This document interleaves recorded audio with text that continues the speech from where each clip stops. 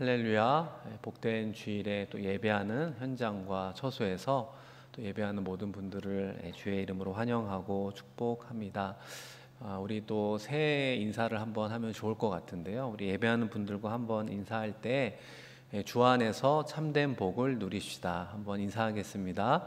주 안에서 참된 복을 누립시다. 할렐루야. 이 어떤 위치에든지 그 리더에게 가장 필요한 덕목 중에 하나는 지혜라고 생각합니다.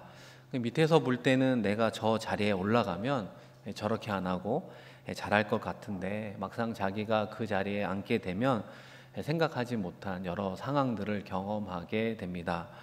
그런 가운데 후회하는 일들이 생기는 것을 보게 되는데요. 하지 말아야 될 말을 하기도 하면서 후회하기도 하고, 이 상황 때문에 할 수 없이 허락했는데 그 일이 잘못되어서 어려움을 겪기도 합니다. 또 믿을 수 없는 사람의 말이지만 너무 그럴듯해서 한번 믿었다가 고생하기도 합니다. 그러다 보니 후회하는 많은 일들이 생기는 모습을 경험하게 되는 것이죠. 그 모든 것들은 결국 지혜가 부족해서 일어나는 우리의 연약한 모습이 아닌가 싶습니다. 인간적인 기술이나 능력, 어떤 꾀가 부족한 것이 아니라 지혜가 부족했다라고 진단할 수 있습니다. 이 세상적으로 뛰어난 학벌과 실력과 지위와 그리고 심지어는 외모를 가진 그런 리더들조차도 무너지게 되는 원인을 찾으라면 그런 상황에 대처하는 지혜가 부족했기 때문이라고 말하고 있습니다. 그런 면에서 기독교에서 말하는 지혜라고 하는 것이 이제 무엇일까? 그 지혜는 하나님의 속성이라고 표현하고 있습니다. 그러니까 우리의 영역 가운데 있는 것이 아니라 사실은 하나님의 영역에 속한 속성이 바로 지혜라고 말할 수 있고요. 그렇다면 누구에게 이런 지혜를 주시는가? 하나님을 경외하는 자에게 하나님께서 주시는 선물이 바로 지혜라고 말할 수 있습니다. 유대인의 성경 해설서와 같은 그 미드라시라고 하는 책에 이 다윗의 이야기가 기록이 되어 있습니다. 이 다윗이 전쟁을 통해서 큰 승리를 거두게 되었어요. 그래서 이 승리의 기쁨을 오래도록 간직하고 싶은 마음이 있어서 그 전쟁의 승리를 기념하기 위해서 반지를 만들려고 했습니다. 그래서 반지를 만드는 사람을 불러서 이렇게 명령을 하게 된 거예요. 내가 이 승리를 기념하기 위해서 반지를 만들려고 하는데 이 큰 승리를 거두어 기쁨을 억제하지 못할 때가 오게 되면 그것을 조절할 수 있는 글귀를 반지에 새겨 넣어라. 그리고 두 번째 명령은 내가 절망에 빠져 있을 때 그 글귀를 보고 용기를 내어 일어날 수 있는 또한 그런 글귀가 되어야 한다. 이런 명령 두 가지를 내리게 되었습니다. 이 반지를 제작하는 사람은 최고의 반지를 만드는 건 어렵지 않았습니다. 그런데 아무리 생각해도 다윗 왕이 말한 이 글귀를 어떻게 반지에 새겨 넣어야 될까 고민하게 되었습니다. 그런데 결국 그 적당한 문구를 찾지 못하게 되었어요. 그래서 누구를 찾아갔냐면 솔로몬 왕자를 찾아가서 자신의 사정을 아뢰게 되었습니다. 이 솔로몬 왕자가 그 이야기를 듣고 그 반지 제작자에게 이렇게 이야기를 했습니다. 이 반지에 이렇게 새겨 넣으십시오. 이 또한 곧 지나가리라. 이렇게 글귀를 넣어 주었다고 합니다. 사랑하는 성도 여러분, 우리도 한번 같이 해볼까요? 이 또한 곧 지나가리라. 우리가 살아가는 이 코로나19 시대 속에 또 많지는 않지만 그래도 어떻게 보면 또 성공하기도 하고 또 많은 성과를 이루어가는 분들도 있습니다. 그래서 기쁨과 즐거움을 누리기도 하죠. 그런 건 당연할 수 있지만 그것이 깊어지면 교만에 빠질까 유의해야 되는 면이 있다는 이야기일 것입니다. 그리고 코로나19로 인해서 생명과 안전의 위협, 그리고 여러 가지 재정적인 어려움 가운데 신음하는 분들도 있습니다. 그래서 이 고통이 언제 지나갈까 이런 생각을 할 수 있지 않겠습니까? 그럴 때 이것 또한 곧 지나가리라 라고 하는 이 글귀는 다시 한번 우리가 하나님을 바라보고 일어나 걸어갈 수 있음을 이야기해 주고 있습니다. 그런 면에서 인간의 연약한 속성을 너무나 잘 알고 있는 솔로몬의 어떤 지혜로운 글귀라고 말할 수 있습니다. 그런 면에서 이 솔로몬은 이 어렸을 때부터 참 지혜로웠구나라고 하는 것을 엿볼 수 있습니다. 그렇기 때문에 지금 무엇을 구합니까? 하나님의 지혜를 구하는 지혜가 그 사람 가운데 있었음을 보게 된다는 것입니다. 그렇다면 오늘 말씀 속에서 나오는 솔로몬이 구한 그 지혜는 무엇일까? 우리 말씀을 통해 함께 생각해 보려고 합니다. 오늘 읽은 말씀은 크게 두 가지 사건이 사실은 등장하게 됩니다. 하나는 기브온 산당에서 일천번제를 드리게 됐고, 그 이후에 꿈을 통해서 하나님과의 대화 속에 이제 지혜를 받게 되는 이야기로 구성이 되어 있어요. 우리도 어려서부터 아마 이런 이야기를 들었을 겁니다. 솔로몬이 지혜를 받기 전에 일천번제를 드렸다. 근데 일천번제를 어떻게 드렸을까? 이런 생각을 하지 않았습니까? 그런데 많은 분들이 하루에 일천번제를 드렸을 거야 이렇게 생각하는 사람도 있고, 하루에 한 번씩 일천번제를 드려서 대략 3년 동안 드렸을 거야, 뭐 이런 다양한 의견들이 있습니다. 그런데 한 번에 일천번제를 드리기도 어렵고, 또 하루에 한 번씩 드려서 일천번을 예루살렘에서 기브온 산당, 그러니까 한 10km 떨어져 있는 북서쪽을 왕이 매일 출근한다라고 하는 것도 쉽지 않아 보입니다. 그래서 대부분의 성경학자들이 한 100여 마리를 하루에 번제로 드렸을 거다. 왜냐하면 기브온이 상당히 크다고 표현이 되어 있거든요. 그래서 10일 안팎 동안 어쨌든 1000마리의 소를 하나님께 일천번제로 드렸을 거다, 이렇게 이야기를 하고 있습니다. 그리고 또 하나 우리가 하나 생각해야 될 건 이 번제라고 하는 제사예요. 이 다양한 제사가 있는데 이 번제의 특징은 이 번제단에 피를 뿌리고 그 다음에 가죽을 제외한 모든 것은 사실 다 불태워 드리는 특징을 가지고 있어요. 그러니까 이 번제를 통해서 이 사실은 함께 제사했던 사람들에게 나눠줄, 어떻게 보면은 어떤 기념할 만한 고기는 하나도 없는 겁니다.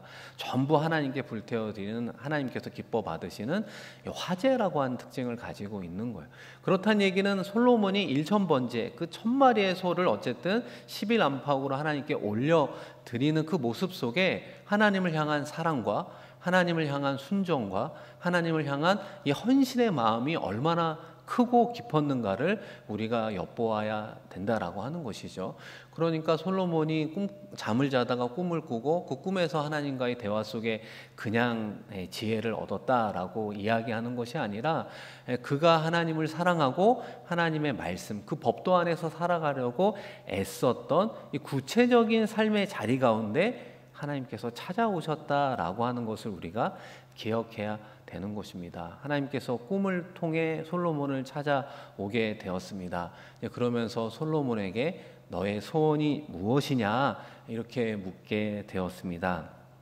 이번 명절을 보내면서 어떤 분이 저에게 이런 메시지를 주셨어요.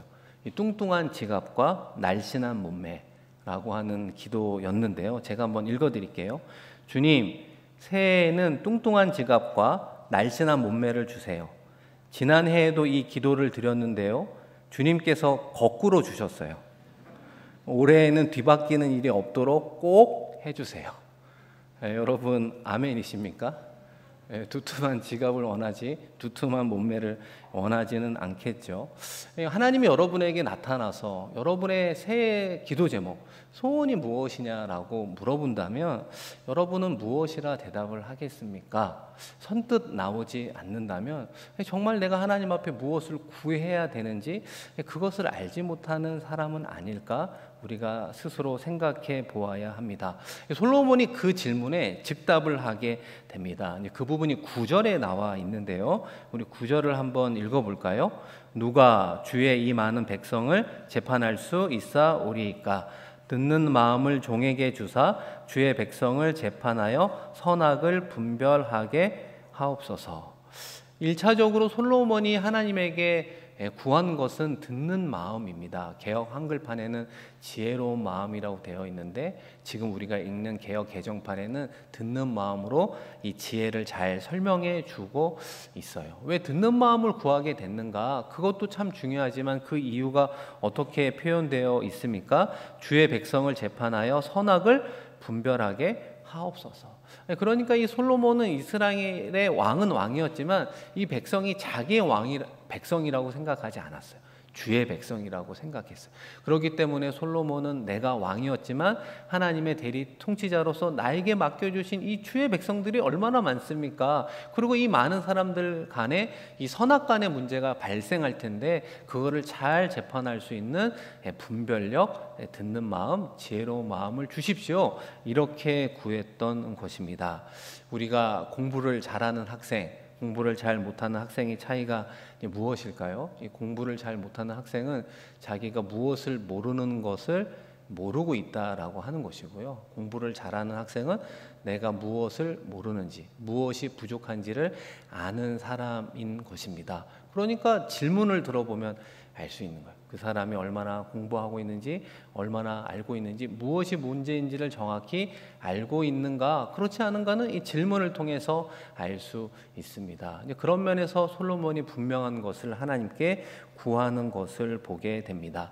물론 솔로몬이 나중에 흐려지는 부분이 있었지만 최소한 이때는 하나님 앞에 왕으로서 내가 무엇을 구해야 되는지 정확히 알고 구하는 자가 되었던 것입니다. 사랑하는 성도 여러분, 새해에는 정말 하나님 앞에 내가 무엇을 구해야 되는지, 그리고 그 구하는 것이 하나님의 마음에 합한 기도의 제목을 올리는 우리가 되었으면 좋겠습니다. 요한복음의 말씀에도 하나님의 말씀이 우리 안에 거하고 우리가 그 말씀 안에 거할 때 무엇인지 구하라, 그리하면 하나님께서 응답해 주신다고 말씀해 주셨습니다. 우리의 기도 속에 하나님께서 원하는 것을 구하는 사람인가 아닌가를 분별하는 우리가 되었으면 좋겠습니다. 어쨌든 솔로몬이 구한 지혜의 특징은 듣는 마음이라고 하는 것입니다. 어떻게 보면 참 심플하고 참 간단한 것을 왜 구했을까, 이런 생각을 하게 되는데요. 이 듣는 마음이라고 하는 것이 이 분별력이라고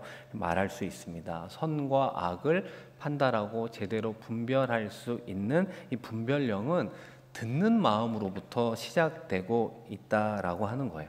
이런 깨달음이 오늘 우리가 읽은 15절 이후에 보면은 우리가 잘 알고 있는 솔로몬의 유명한 재판에서 더욱 분명하게 입증되는 것을 보게 됩니다.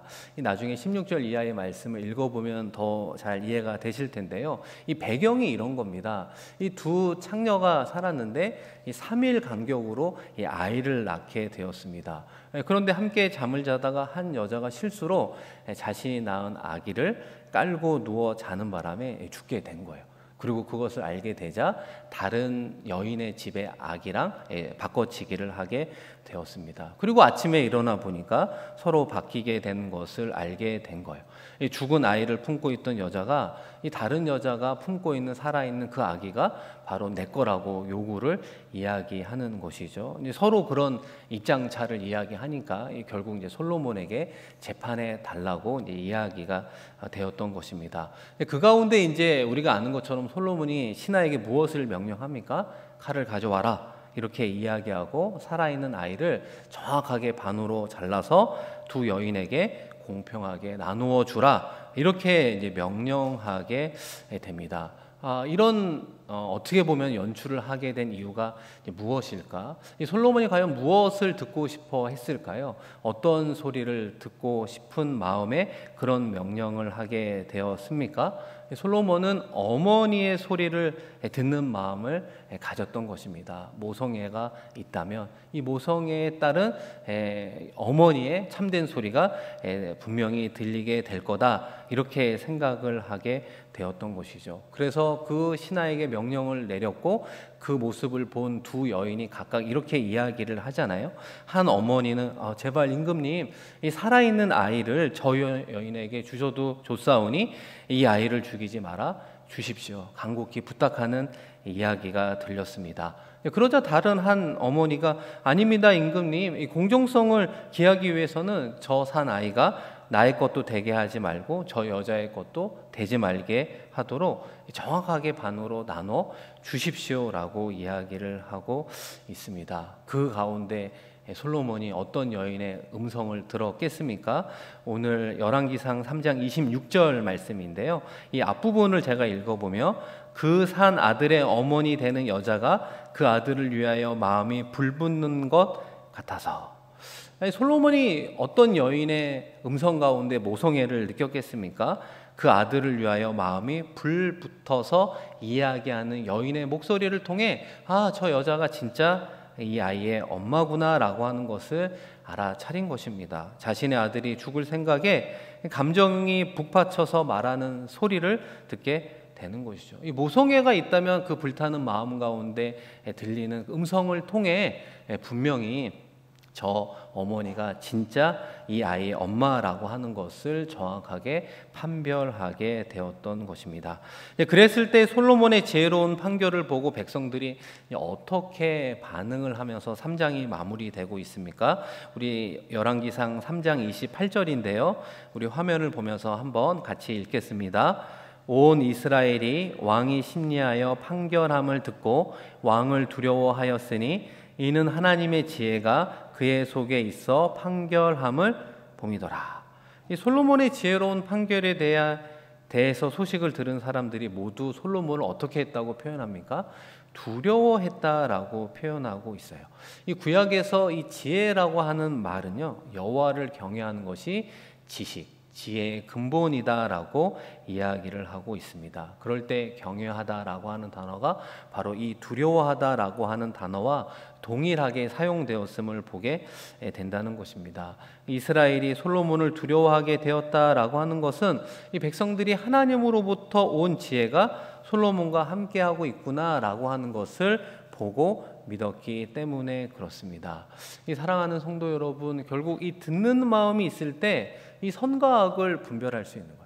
이 가짜와 진짜를 분별할 수 있고, 이 참과 거짓을 분별할 수 있고, 이 진리와 비진리를 구별할 수 있는 것입니다. 이것이 정말 하나님의 뜻인지 아니면 하나님의 뜻을 가장한 나의 욕심인지를 분별한다라고 하는 것은 듣는 마음으로부터 시작되고 있음을 우리에게 이야기하고 있습니다. 그런 의미에서 우리 듣는 마음을 우리의 신앙의 삶에 이렇게 적용해 보았으면 좋겠습니다. 이 듣는 마음을 다른 표현으로 바꾸어 본다면 중심을 보다, 이렇게 바꿀 수 있습니다. 여러분 한번 따라해 보실래요? 중심을 보다. 우리는 사람을 볼 때 사실 어디를 많이 보시죠? 얼굴, 외모, 그 다음에 옷 차림, 이런 이미지, 인상, 이런 것들을 보면서 그런 부분이 좋으면 좋은 사람, 그것이 좀 그렇지 않으면 나쁜 사람, 이렇게 사실은 판단하는 연약함이 있습니다. 하나님께서 사울을 버리고 다윗을 선택할 때 유명한 말을 하잖아요. 하나님은 외모를 보지 않고 사람의 무엇을 보신다고요? 중심을 보신다라고 이야기하고 있습니다. 그런데 이 마음의 중심을 본다라고 하는 게 결국 듣는 마음과 저는 동일하다라는 생각을 하게 되는데요. 이 솔로몬이 발견한 다윗의 중심이 어떻게 표현이 되어 있습니까? 오늘 본문 말씀 6절에 보면 다윗의 성실과 공의와 정직한 마음이라고 표현한 거예요. 그러니까 솔로몬이 그 당시 20대 전후의 나이였거든요. 그 나이 많은 다윗 왕의 모습을 보면서 어떤 중심의 모습을 보게 되었느냐? 성실한 모습, 공의로운 모습, 정직한 마음, 이 진실한 마음을 보았고 느꼈다라고 하는 것을 보게 된다라고 하는 것입니다. 그런 의미에서 우리의 중심은 어떻게 될까요? 드러나게 되어 있다라고 하는 것입니다. 우리의 중심은 보이지 않는 것이 아니라 우리의 언행으로 드러나게 되어 있다라고 이야기할 수 있는 것입니다. 여러분, 이 다윗의 의자라고 하는 책이 있습니다. 이 다윗의 의자라고 하는 책에 보면 이런 표현이 나와요. 이 우리의 영혼의 회심이라고 하는 것은 어떻게 보면 한 번 이루어지는 하나님의 어떤 능력, 하나님의 특별한 은혜라고 표현하고 있습니다. 우리 모두가 이렇게 주일날 예배를 드리고 있다라고 하는 건 어떻게 보면 우리도 회심한 하나님의 자녀라고 이야기할 수 있습니다. 그러나 그것으로 끝난 것이 아니라 그것이 곧 시작이라고 이야기하고 있는 것입니다. 다윗이 기쁠 때, 즐거울 때, 혹은 슬플 때, 어려울 때, 낙심할 때, 배신을 당할 때, 사울로 인해서 쫓김을 당할 때 늘 다윗이 앉으려고 했던 그 의자는 하나님의 마음에 합한 의자에 앉으려고 노력했다라고 하는 것입니다. 그것이 다윗의 중심이었고, 다윗의 중심은 누구나 보아도 알 수 있는 언행으로 나타나고 있는 것을 보게 된다라고 하는 것입니다. 그렇다면 나의 중심에서 드러나는 나의 언행은 무엇이 있을까? 여러분 생각해 본 적이 있습니까?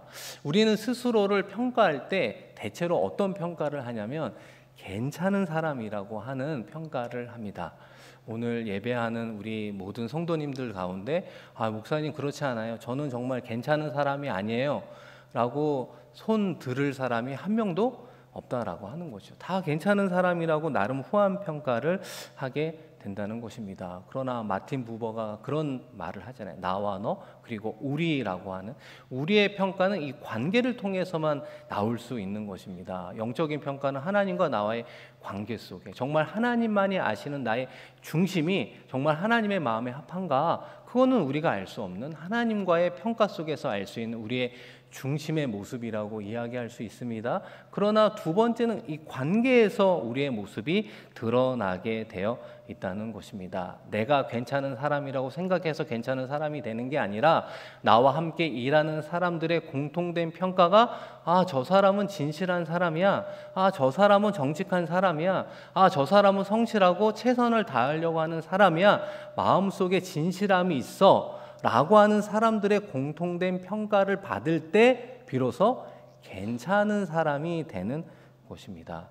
그런데 우리는 이 듣는 마음이라고 하는 게 아주 단순할 수 있지만 자꾸만 나의 음성만 들으려고 하는 경향이 있다는 거예요. 나는 괜찮은 사람이라고 듣는 마음을 가지면 그런 사람으로만 살아가지만 실제로 사람들의 평가에 귀를 기울이지 않는 연약한 모습이 될 수 있다는 것입니다. 결과적으로 듣는 마음의 시작은 하나님의 말씀을 통해 나의 어떠함을 듣는 것으로부터 시작하며 나와 함께 더불어 살아가고 있는 사람들이 나에 대해서 무엇이라 이야기하는 그 평가에 귀를 기울이고 마음을 열 수 있는 사람, 그 사람이 바로 듣는 마음을 갖고 있는 사람이라고 하는 것입니다. 그걸 통해 나의 부족함을 인정하고 나의 연약함을 깨닫고 나의 아쉬운 점을 내가 정확하게 알고 그것을 고치고 애쓰려고 하는 사람, 그것을 받아들이고 살필 줄 아는 사람, 그 사람이 바로 지혜로운 사람이라고 이야기할 수 있는 것입니다. 그래서 듣는 마음이라고 하는 건 나의 중심을 보는 것이다 말할 수 있고요. 사람들의 이야기에 귀를 기울일 수 있는 열린 마음이다 이렇게 표현할 수 있습니다. 올 한 해 살아가는 우리의 삶의 자리에서 정말로 충원이라고 이야기할 수 있는 그 이야기에 우리가 귀 기울여 마음을 열고 들을 수 있는 열린 마음이 우리 가운데 있기를 소망합니다. 두 번째로 이 듣는 마음을 좀 다르게 표현해 보면 순종하는 마음이라고 말할 수 있습니다. 우리 마태복음 7장 24절인데요. 우리 마지막으로 한번 같이 읽어볼까요? 그러므로 누구든지 나의 이 말을 듣고 행하는 자는 그 집을 반석 위에 지은 지혜로운 사람 같으리니. 예수님도 사실은 이 지혜를 전체적으로 정의해 주고 있음을 보게 됩니다. 가장 우선적으로 주의 말씀을 어떻게 하는 사람? 듣는 사람. 주의 말씀을 듣고 그 다음에 무엇을 우리에게 이야기합니까? 행하는 사람이라고 이야기하는 거예요. 어떤 사람이 지혜로운 사람인가? 주의 말씀을 먼저 들으려고 애쓰는 사람. 앞서 말씀드린 것처럼 사람들의 객관적인 평가를 귀 기울여 들을 수 있는 열린 마음이 있는 사람. 그리고 그 다음에 그거에 맞는 합당한 행동을 하는 사람, 순종까지 나아가는 사람, 그 사람이 바로 지혜로운 사람이라고 이야기할 수 있는 것이죠. 그래서 솔로몬에게 구했던 듣는 마음은 곧 순종하는 마음, 복종하는 마음까지 포함하고 있는 것입니다. 사랑하는 성도 여러분, 우리가 새해를 또 인사하며 또 새롭게 시작하는 그런 시간을 보내고 있습니다. 우리가 원하든 원하지 않든 공통적으로 우리는 다 영적 리더로 살아가고 있는 것이죠. 나로 인해서 누군가에게는 선한 영향력을 끼치고 받는 그 관계 속에서 살아가고 있습니다. 그런 의미에서 리더에게 가장 중요한 덕목이 듣기라고 이야기하고 있습니다. 성경에서는 듣는 마음이 이렇게 표현할 수 있는데요. 이 듣는 마음이 곧 훌륭한 리더십으로 연결되는 것을 보게 됩니다. 우리가 날마다 주의 말씀을 통해 주의 음성을 듣는 사람이 되어야 하는 것입니다. 말씀을 통해 나에게 주시는 주의 음성이 무엇인가를 듣고 그것을 분별하려고 하는 마음, 그리고 더 나아가 그 말씀을 나의 삶의 자리에 실천하려고 하는 순종의 마음까지 갖고 있는 사람이 지혜로운 사람이라고 이야기할 수 있는 것입니다. 그리고 삶의 자리에서 우리에게 만나게 해주시는 그런 특별한 다양한 만남들이 있지 않겠습니까? 그 만남 가운데 왜 하나님께서 허락하셨는가?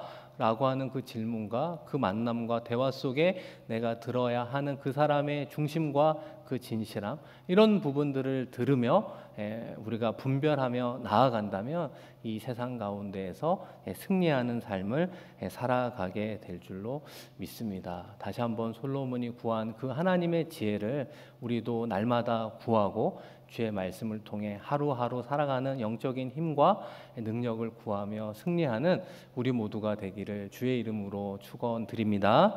우리 이 시간 말씀을 기억하며 함께 마음 모아 기도하길 원합니다. 이 솔로몬이 구했던 하나님의 그 지혜처럼 하나님, 우리에게도 듣는 마음을 더하여 주시옵소서. 특별히 하나님의 말씀을 통해 주의 음성을 듣기를 원합니다. 우리의 모습을 보여주시는 영적인 거울 역할을 하는 그 말씀을 통해 나의 영적인 모습이 무엇인지를 보게 하시고 알게 하시고 깨닫게 하여 주시옵소서. 스스로 평가하기를 좋은 사람, 훌륭한 사람, 괜찮은 사람이라고 생각하는 생각의 틀에서 벗어나 과연 우리 주변에서 나를 향하여 이야기하는 그 충언, 그 바른 소리 앞에 열린 마음으로 듣고 우리의 부족함을 고쳐 나아갈 수 있는 성화의 길을 걸어가겠습니다. 결단한 우리가 되기를 소망합니다. 우리 이 시간 말씀을 기억하며 한 마음으로 하나님께 기도하겠습니다. 하나님 아버지, 오늘도 우리에게 복된 주의를 허락하시니 고맙고 감사합니다.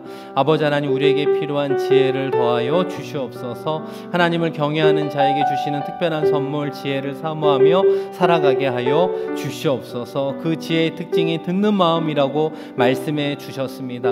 우리가 하나님의 말씀을 잘 듣는 것 같지만 때로는 귀로만 듣고 마음으로 듣지 못할 때가 있음을 보게 됩니다. 우리의 마음에 새기게 하여 주시고 더 나아가 마음에 새긴 주의 말씀을 순종함으로 삶의 자리에서 귀한 열매를 맺게 하여 주시옵소서. 귀로만 듣는 것이 아니라 마음으로 듣게 하시고 우리의 행동으로 나타날 수 있는 복된 삶을 살아가게 하여 주시옵소서. 삶의 자리에서 만나는 사람들과의 관계 속에서 아버지 하나님, 우리가 무엇을 보아야 합니까? 무엇을 들어야 합니까? 아버지 하나님, 그의 마음의 중심을 보고 듣게 하시고 그의 진실된 말을 통하여 하나님께서 원하는 바를 함께 전하고 들으며 나아갈 수 있는 우리 모두가 되게 하여 주셔서 정말로 하나님께서 허락해 주신 지혜로 말미암아 우리의 삶의 자리를 풍성케 하며 아버지 하나님, 건강한 교회 공동체를 만들어 가는데 쓰임받는 우리 모두가 되게 하여 주옵소서. 감사드리며 귀하신 예수님의 이름으로 간절히 기도드립니다.